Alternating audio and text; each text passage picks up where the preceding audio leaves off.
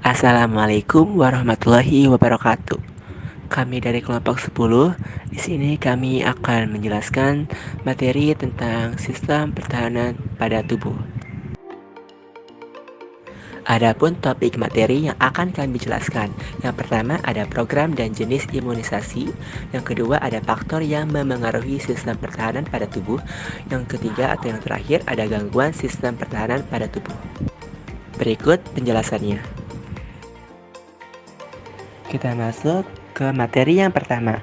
Di sini ada program imunisasi. Jadi, program imunisasi adalah kegiatan pemberian kekebalan tubuh terhadap suatu penyakit tertentu. Seseorang yang kebal atau resisten terhadap suatu penyakit belum tentu kebal terhadap penyakit lainnya.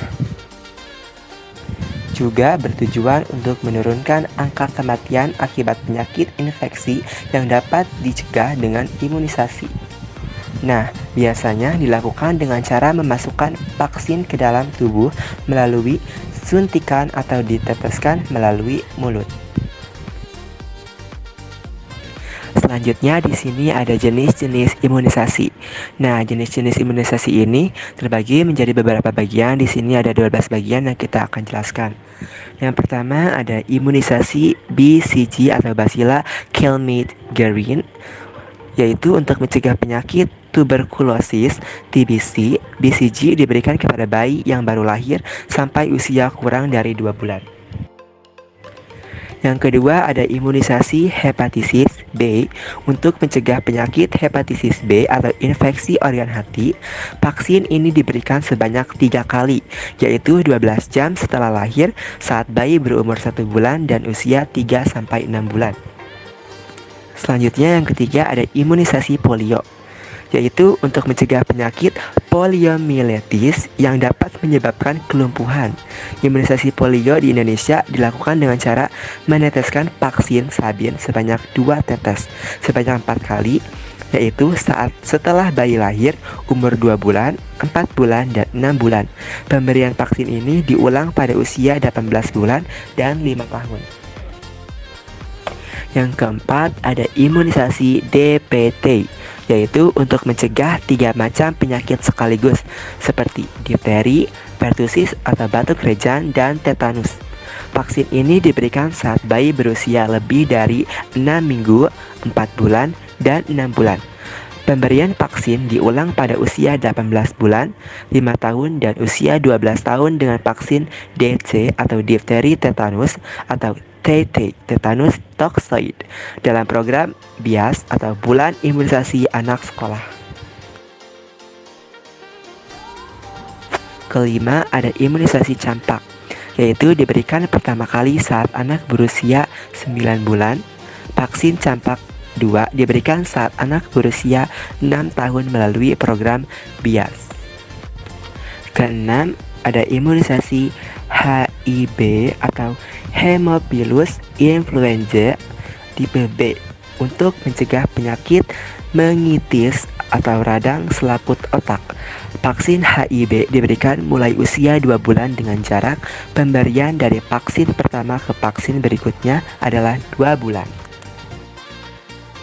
Lalu untuk materi selanjutnya ada faktor yang memengaruhi sistem pertahanan tubuh.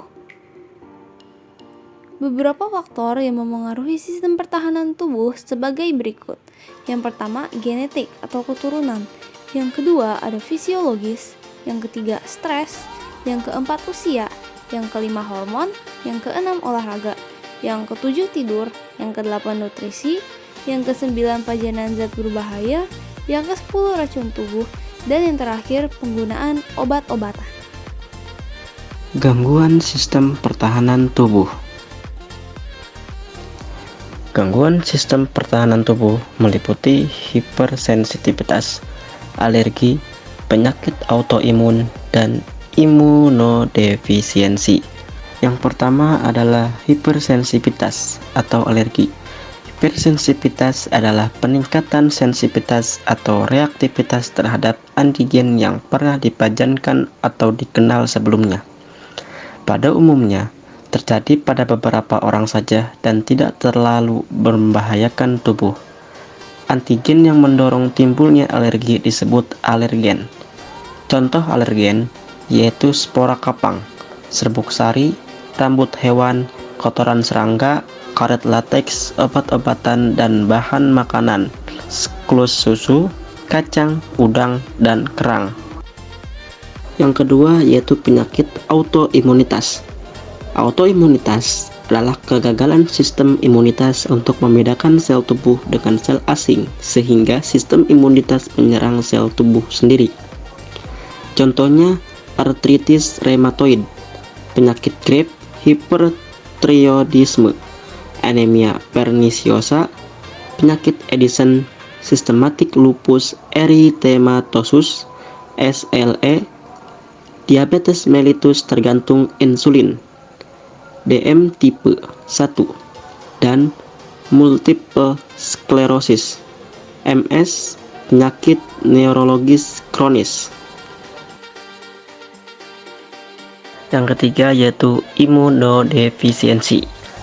Imunodefisiensi adalah kondisi menurunnya keefektifan sistem imunitas atau ketidakmampuan sistem imunitas untuk merespon antigen. Defisiensi imun kongenital, keadaan tidak memiliki sel B maupun sel T sejak lahir. Penderita harus hidup dalam lingkungan steril. AIDS-acquired immunodeficiency syndrome disebabkan oleh virus HIV, human immunodeficiency virus. Jumlah sel T penolong berkurang sehingga sistem imunitas melemah. Sekian video dari kami. Apabila ada kesalahan kata maupun kesalahan dari video ini, kami mohon maaf. Terima kasih. Wassalamualaikum warahmatullahi wabarakatuh.